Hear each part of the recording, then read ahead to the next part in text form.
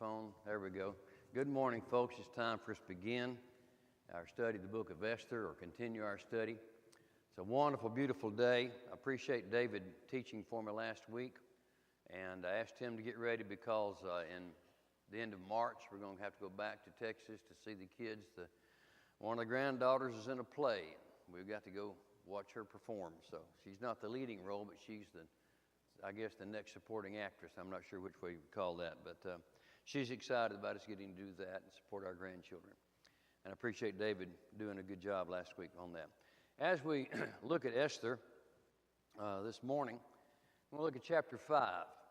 Call this chapter Esther's Banquet and Haman's Pride, as we'll see as we go through. And for those on the live stream and everybody else, we are using the Bible app. I've got some notes and questions there. It varies from week to week how I do that. Depends on the mood and how I feel about midnight Saturday night when I do that. So, but I've got some questions there that will help perhaps as you continue to study. If you need help getting into that, let me know. I'll be glad to assist you on that. All right, to begin with, we want to back up. And I've got a mistake on here. That should be the book of Esther, chapter 1, verse 12, versus chapter 5, verse 1.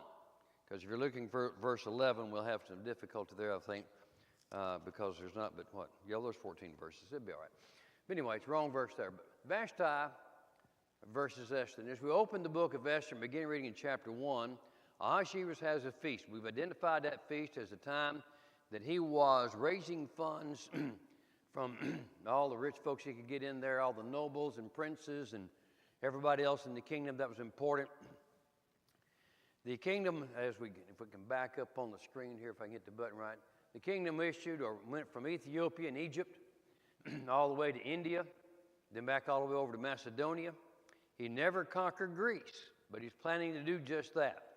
And so he was going to attack Greece, but he had to raise the funds. So in the third year of his reign, he was getting all this together, getting people involved to support this campaign, which happened the next couple of years, and it was, of course, a failure.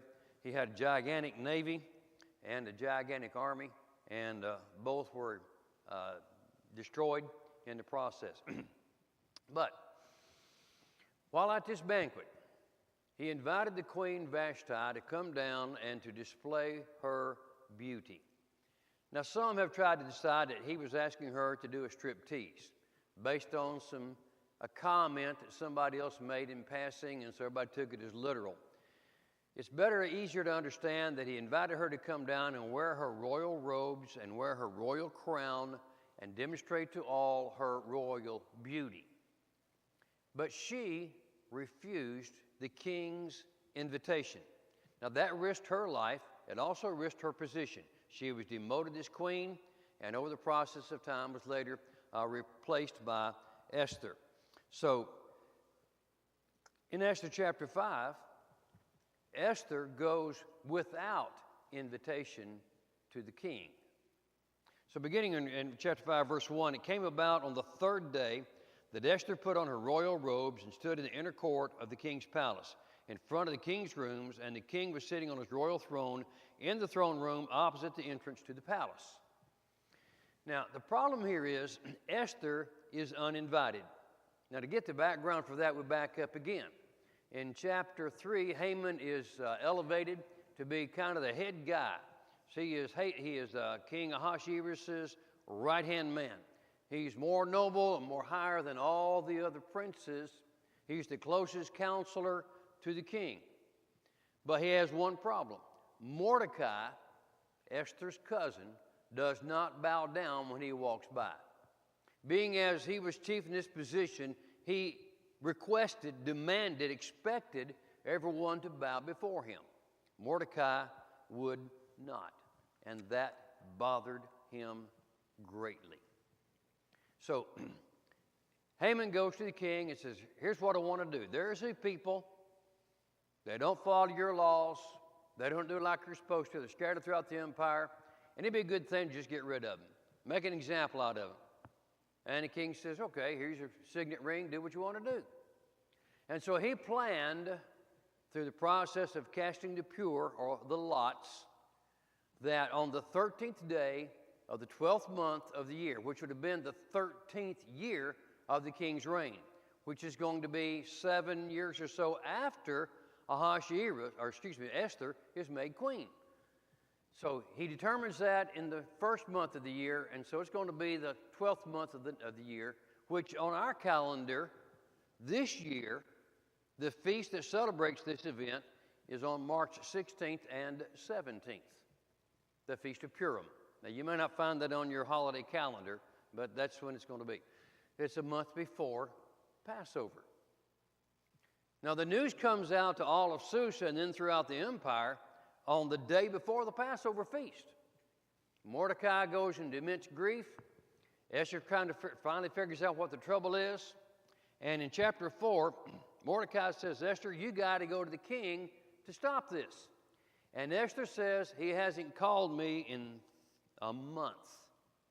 I can't just go walking in there. Mordecai says, if you don't, you're doomed, and so are we.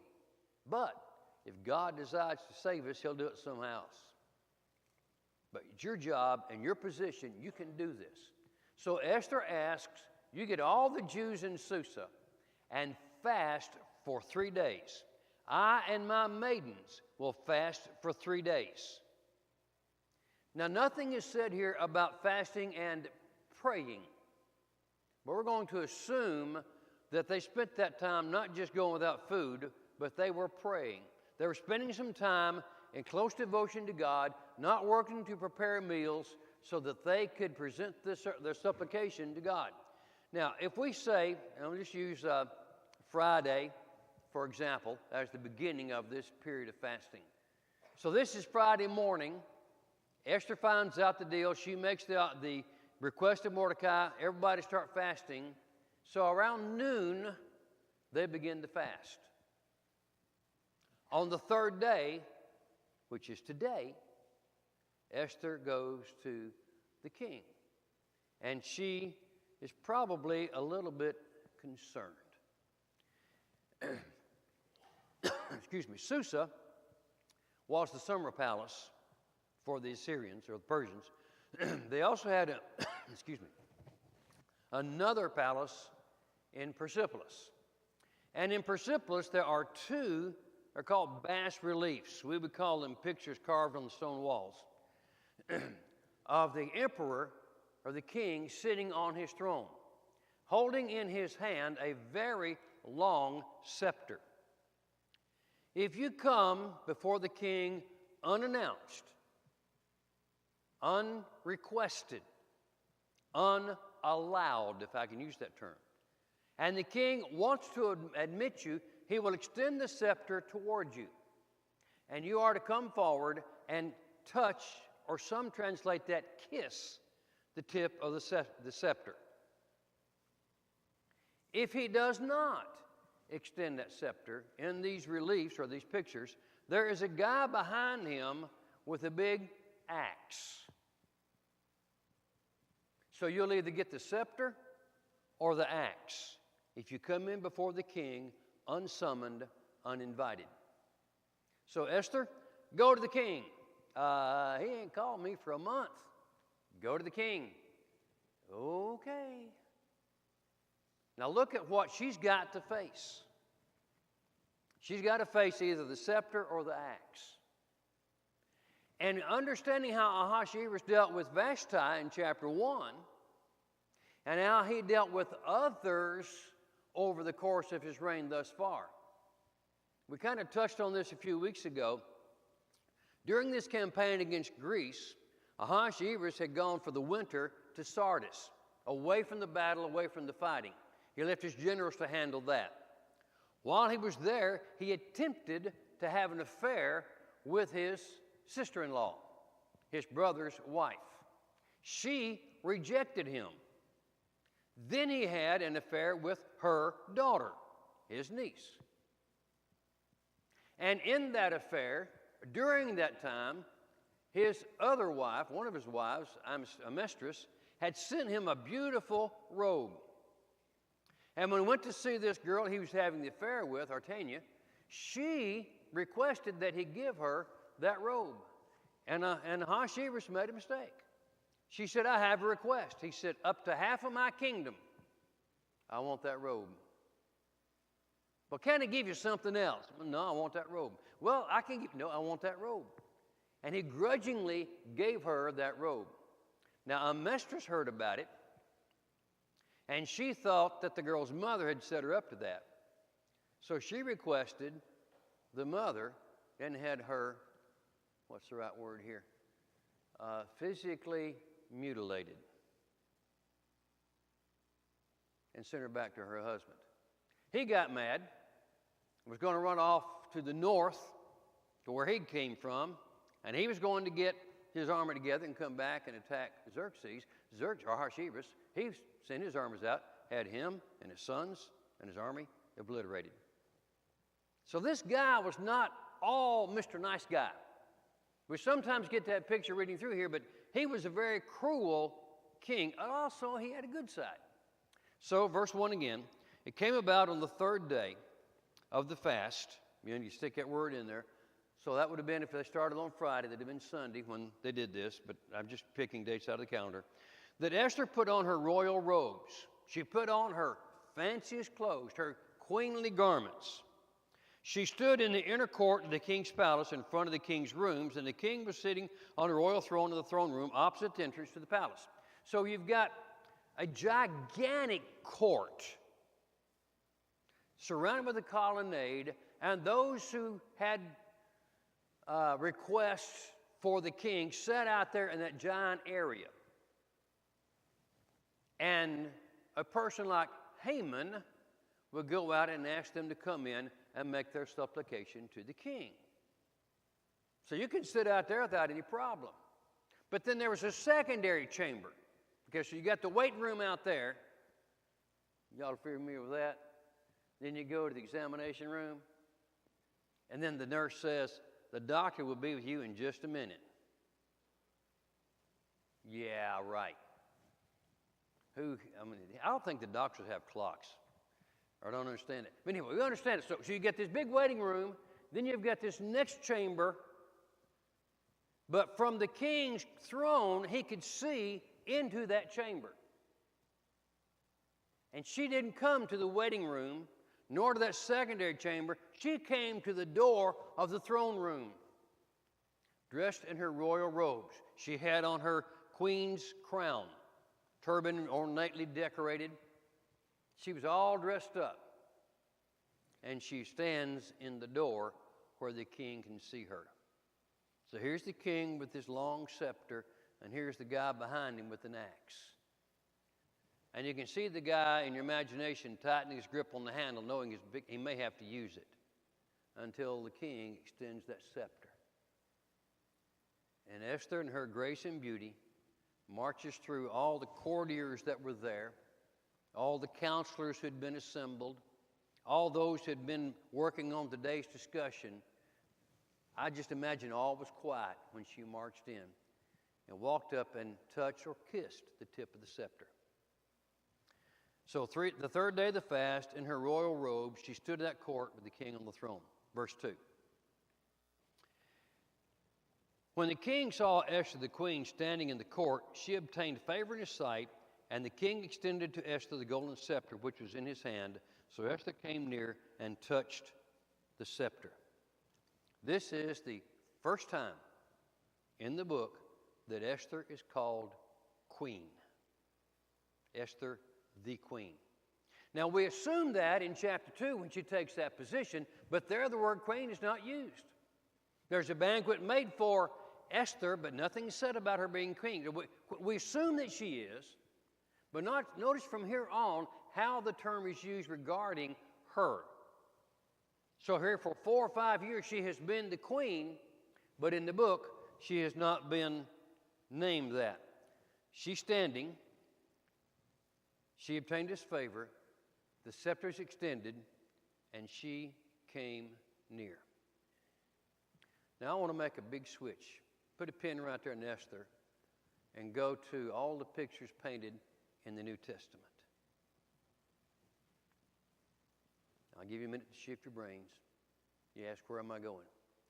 We have the King of Kings sitting on the throne.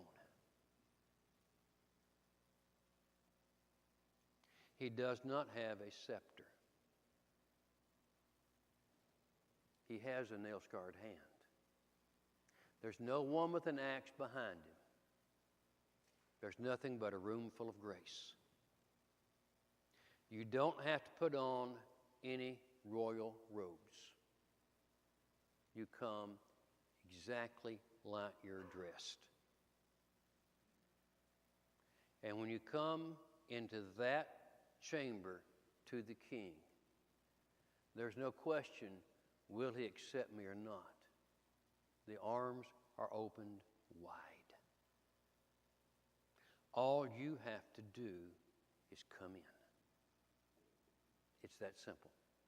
It doesn't matter what you've got trailing behind you. It doesn't matter what you've done right or wrong. All that matters is that you have come and the king extends his grace and his favor. And it's as simple as coming near. So the Hebrew writer says, since we have such a great high priest, let us come near in full assurance of faith. That's where we are. You don't have to be queen. You don't have to be royally dressed. You can come in your underwear. Jesus don't care. He accepts us exactly like we are. All right, back to Esther. Verse 3. The king said to her, "What is troubling you, Queen Esther?" Was there something in her face? Was there some disfigurement, some sorrow? Was there something in her demeanor that demonstrated to her that there was something heavy on her heart? He recognized something was wrong. So he asked her, "What is troubling you, Queen Esther? And what is your request? Even to half of the kingdom it shall be given to you." Now, this half of the kingdom thing is an exaggeration. By the way, can you think of another place where that was used? Who else said, "I'll give you up to half the kingdom"? And he regretted it. Herod Agrippa to Salome when she did the dance and she asked for the head of John the Baptist. Now, he didn't mean, we'll cut the thing in half, you get the half, I'll keep the other half. It's just an exaggeration. I love you to the moon and back. Well, you can't go to the moon and get back. That's not what that means. It's an exaggeration. I would walk 100 miles for you. No, you wouldn't. But it's an exaggeration. But we mean I'll do whatever you want done. Regardless of its size, I'll do it for you. Now, he could give her half the kingdom, but that wasn't the point. It's a matter of saying, in an exaggerated way, I'll do what you want me to do. Because I can see that you're troubled. So verse 4, Esther says, "If it pleases the king, may the king and Haman come this day to the banquet that I have prepared for him." I have prepared the banquet for the king, but I want you to come and bring Haman with you. Just the two of you. Now that is not proper. The king, on a normal basis, did not go to the queen's chambers. She would come to his, but he didn't go to hers. So for him and Haman, who was he shouldn't have been there anyway. That's not his place to go in there. But this is a special invitation to the queen to ask the king and this number 2 guy to come into her area, into her part of the palace, and have a banquet, which the men and the women didn't eat together. Now, maybe in the home, yeah, but in this political position, the king never ate with the queen. She had her banquet separate. He had his banquet separate. So when he had a party, she had a party. But they were in different ballrooms in different parts of the palace. And so when all these courtiers and officials came in, the men came this way, the women went that way. The men had their banquet, the women had their banquet. When he lets his wife's hand go, say, honey, I'll see you back at the wagon when we're through. It might be 3 or 4 weeks before they get through, but they're off in separate areas. So for her to invite the king and Haman to her area, to this one banquet, was a very significant and special invitation. Okay, we're going to have to stop here and take a commercial break. This morning I found in my box in the office some brochures or booklets, I guess you call it, from the City of Children. And the children, or all the children in the home are pictured there, as well as the staff. There's some other information there. Judy has 4. Are you going to give them away? She's got 4 copies left. So if you want to look at one of these, maybe share it with some others to get some insight on what's going on in the City of Children. I have one that I'll let you have next week if you want to borrow mine, if I can remember to bring it back. I want to read through it myself, but some good information about the City of Children. They're changing directors. I believe I got the first article there, so some information there that might be of insight to us as we work together to support Mia and Angel. Now, their pictures are in there as well. Okay, back to Esther chapter 5. So, verses 5 and through 8. The king said, bring Haman quickly, that we may do as Esther desires. Now, before we go any further, I think Esther told her maidens and her eunuchs and her people that took care of her, we're going to have a banquet tonight, make it nice. Usually when something like this happened, an entire animal was killed and roasted, prepared, along with all the fixings that could go with it. They liked a lot of music, they liked a lot of wine, and they ate slowly, and it was a big to-do. It was not a gorgery where they just overate. It was a pleasant, domestic, nice little banquet, okay? It wasn't a big party, just kind of subtle and quiet music playing in the background, and ministers there, maidens and eunuchs, whatever, all you had to do was wiggle a finger and they'd deliver what you might want. So constant attention to what was needed. So the king said, bring Haman quickly, that we may do as Esther desires. So apparently he wasn't there when the invitation was given. So the king and Haman came to the banquet which Esther had prepared. And as they drank their wine at the banquet, the king said to Esther, what is your petition? For it shall be granted to you, and what is your request? Even to half the kingdom it shall be done.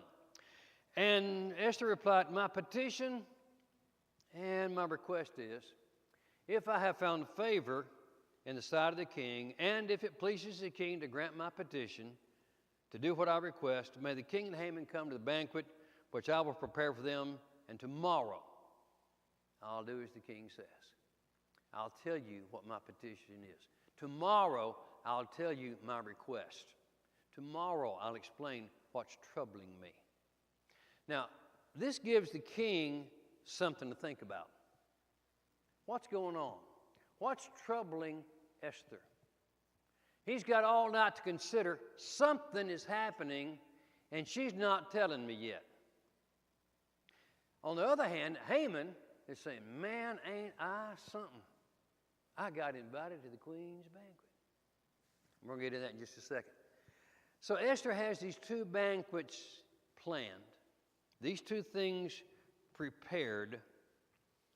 But why did she not go to Haman and say, Haman, I got a request to the king. Can I get in? Because Haman would have said, what's your request? And that'd spoil everything.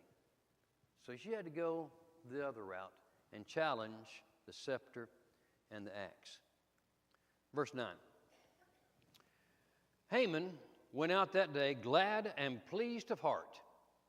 But when Haman saw Mordecai in the king's gate, that he did not stand up or tremble before him, Haman was filled with anger against Mordecai. Haman controlled himself, however, went to his house, sent for his friends and his wife Zeresh. Then Haman recounted to them the glory of his riches and the number of his sons, and every instance where the king had magnified him, and how he had promoted him above the princes and servants of the king. Haman also said, even Esther the queen, let no one but me come with the king to the banquet which she had prepared, and tomorrow also I'm invited by her with the king. Yet all of this does not satisfy me every time I see Mordecai the Jew sitting at the king's gate. Then Zeresh, his wife, and all his friends said to him, have a gallows, 50 cubits high made, and in the morning ask the king to have Mordecai hanged on it. Then go joyfully with the king to the banquet. And the advice pleased Haman, so he had the gallows made. Haman's pride. Haman first makes a list of all of his assets and all of his liabilities. All the things that are going right and all the things that are going wrong. And this is not a bad thing to do every once in a while, to make a side-by-side list of what's good and what's bad. And look at his list of things that are good. Well, first, verse 9, he comes out happy. You can see this rooster strut as he walks out. Ain't I something? Me and the king got invited to a banquet with the queen. And I get to go back tomorrow night, just me and the king. But when he walks out, Mordecai is sitting at the king's gate. Now, we're not exactly sure yet what Mordecai's position was. But he was at the king's gate. Was he a porter? Was he a gate opener? Was he a guard? We don't know. But he was there. Everybody else bowed before Haman. He strutted with his chin up, nose in the air. But Mordecai would not. And that got under his skin, put a burr under his saddle. Happy as he could be until he walked out and saw Mordecai. And that smile turned into a scowl, and he ran home. You see him walking in the door, slamming the door, throwing things in the floor. What in the world's going on? He calls in all of his friends. Look at what I got. He recounts what he's got. Here's his assets. I got a wife, and I got friends. Plenty of them. I also am rich. Anybody that can give the king 10,000 talents of gold to have all the Jews killed, he got money. Don't know where he got it, how he got it. Did he inherit it? Did he earn it? Was it just part of being his position? We don't know. But he was a very wealthy man. He had enough money to buy the extermination of the Jews and have money left over. He was a very rich man. He had 10 sons. There's not mentioned here, but they're listed later on.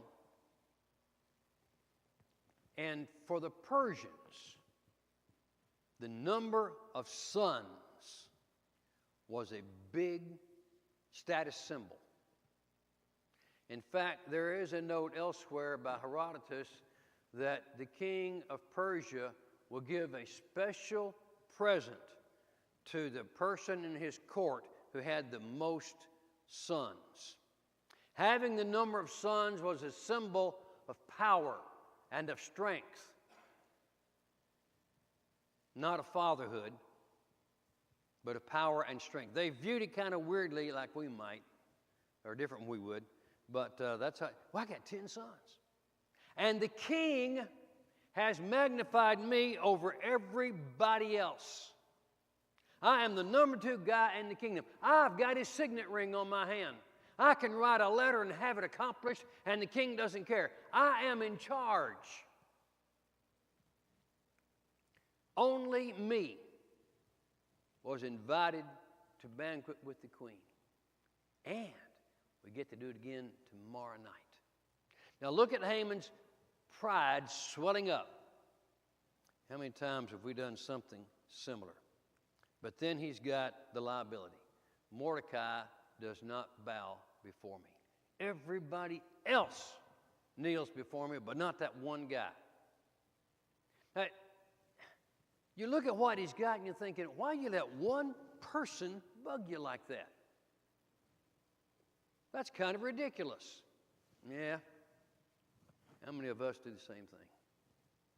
One little thing bugs us to death. Instead of forgetting that one and going on, instead of acknowledging that and going on, we let that bother us.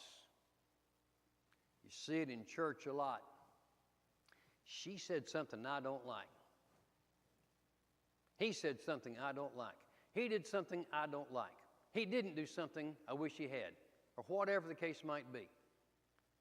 And we'll let that one little thing bother us. And here's the problem. We let that one little thing separate us from that person and also get between us and God. So if there's a lesson to be learned here, watch out for those little bitty things that kind of wedge in and pry us away from our relationship with people and with God. And Mordecai says, basically, I will give up everything I've got just to get rid of Mordecai. I'll give away my wealth. All right, 10 of you guys think you're Haman's sons. And hear Mordecai say, or Haman say, I'll get rid of my boys. I'll kill them. How does that make you feel, fellas? Wait a minute, Dad. Are you sure about that? I mean, think of what we got here, Dad. No, I'll give up everything I've got. I'll give up my riches. I'll give up my wife. I'm sure she liked that. I'll give up all my friends. I'll get my boys executed. I'll give up all of that just to get rid of Mordecai. So Zeresh and his friends say, why don't you build a gallows and hang him? Yeah. Why don't you, Zeresh says, go to the king in the morning and ask him to let you hang Mordecai. But in the meantime, build a gallows 75 feet high. Now, the word here for gallows is tree. Build a tree 75 feet high. Now, I don't know how you do that, but it used to be there was a poem that finished up saying only God can make a tree. So I don't know how he's supposed to do that, but he has this gallows built for the specific purpose of having Mordecai hung on it. Zeresh is a lot like another lady, woman. Lady, probably not a good word there. There's some other words. Jezebel. Jezebel and Ahab, remember, Ahab wanted Naboth's vineyard. And Jezebel said, here's what you do.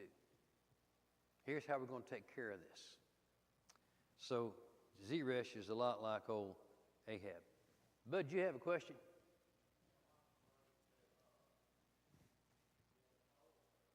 Right. Right. This version says had a pole set up. That's the next slide. You're ahead of me one notch. It's not a hangman's gallows. When we think of gallows, we immediately go back to the Wild West movies we've seen. And they got a bar across here, and the hangman's just hanging on at the trap door and break the guy's neck. Dancing in the air, they call it, stretching his neck, having a hemp party. There are a lot of different ways they can do that. They call that, I mean, there's a lot of different terms. You're reading the Western books or whatever. There's a lot of different terms for that. So that's the mental picture we've got when we're in gallows, but it's not. It's a pole. Think telephone pole. Think 75-foot telephone pole. And the person is to be impaled on it. Now, to do that, you got to build a scaffold to get him up that high. The higher the pole, the more visible that person is. And that's why, if you drive along the interstate or elsewhere, you see these giant metal towers and power lines running across them. And where they cross the road, there's a big orange ball on there. And it's not that some kid lost his basketball. That's to let the airplane know there's a power line there. You can't land your plane on the road right here. That's a symbol of there's a power line up here. And the higher that line goes, the more important it is that it have some signification up there for everybody that's flying. Helicopters, dirigibles, planes, whoever. That's why the radio towers have those little red lights flashing on them, to warn you there's an obstacle here you do not want to run into. The higher it is, the more visible it is for everybody to see. So we're going to make a very public spectacle of Mordecai. That's Haman's plan. So not a hangman's gallows like we think of, but an impaling post. Now, normally, the individual was killed first. Then the body is raised up and dropped over this post. The intention of it going in through the stomach and out around the neck. So the rib cage basically holds the body on there. Hopefully it stops near the top for everybody to see. And over time, as the insects and birds pick the flesh clean, the bones lay eventually at the bottom of the pole. That's the idea. A public humiliation of that individual. Now, I understand that there are some African tribes that practice that, and the person was not dead when he was impaled. But I may be wrong in my misunderstanding there. But normally, an individual was killed first. Some translate this as a crucifixion. And the Persians did practice crucifixion. But they usually crucified the person already dead. The Romans were the ones who crucified the individual alive. So that's Haman's plan. The advice pleased Haman, so he had the gallows made. Now, 2 men go to bed that night. Haman, proud, happy.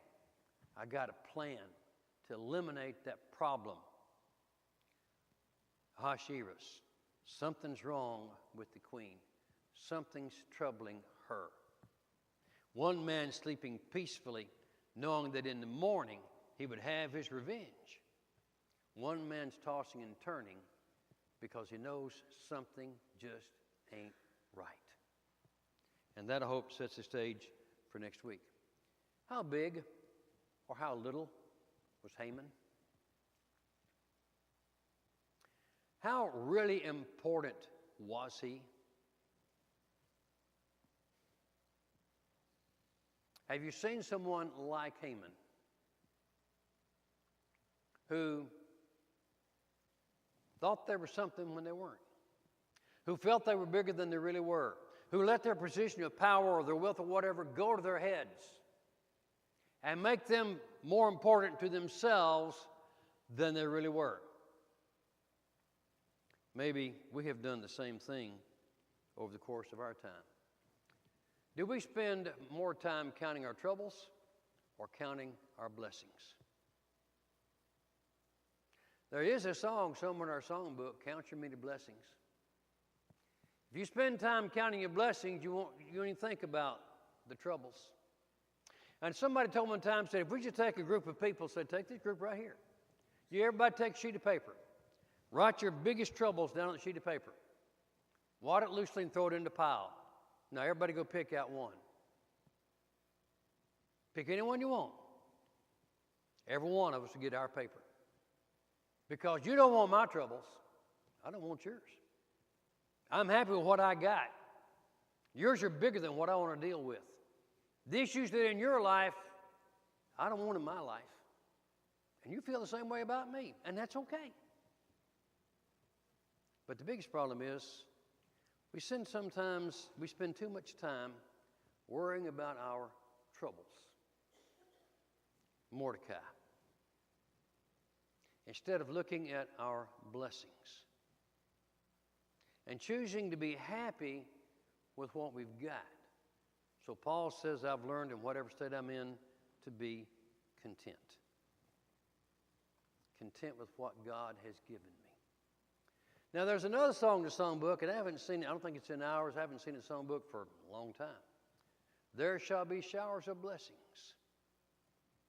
And the chorus says, we thank God for the little things, but we want showers of blessings. So that's been taken out because a lot of people say, you know what? God has showered us with blessings. So count the ones that are laying all around us. The children of Israel got manna. We need bread. There it is. Pick it up. Well, it ain't what we thought. We need meat. There's quail everywhere. Well, it ain't what we thought. Why not be content with the manna and the quail? Because God has provided it for us. Now, I'm not saying we shouldn't strive. We shouldn't work to improve. But there are a lot of Mordecais in our lives that we let that little problem get into our heart and drive a wedge between us and others. So let's not be like Haman. Let's count the manifold blessings that we have. Blessed be the God and Father of our Lord Jesus Christ, who has given us every spiritual blessing in Jesus. And perhaps the greatest of those is the avenue to come before Him whenever we please and thank Him for the multitude of blessings He showered upon us. Thank you. That's our lesson for today. God bless you. We're dismissed.